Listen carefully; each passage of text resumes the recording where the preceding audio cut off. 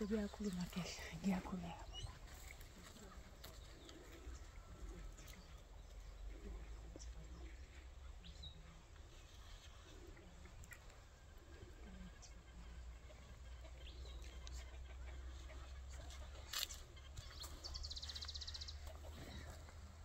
Gogo ngathi sebakhuluma manje uthini? Bakhuluma kehle. Hawu.